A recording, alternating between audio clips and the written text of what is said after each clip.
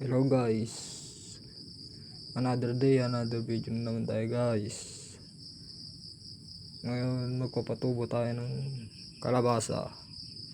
Yan guys, kuha kayo ng lalagyan ng parang ganyan guys, garapon. Tapos kuha kayo ng tissue, lagay nyo dyan.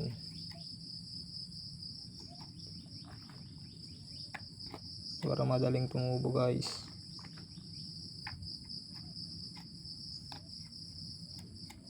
Dapat hiwalay yan.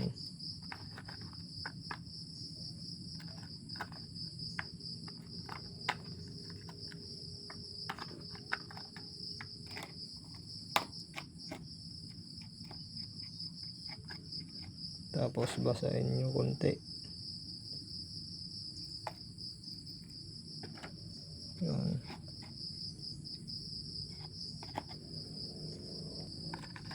Basahin nyo konti tapos takpan nyo.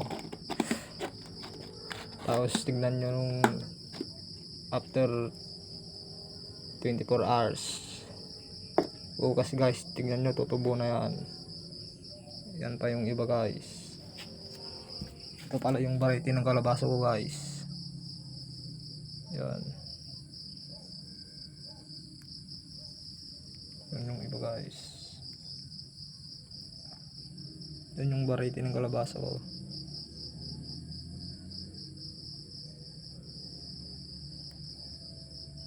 Hanggang dito lang guys.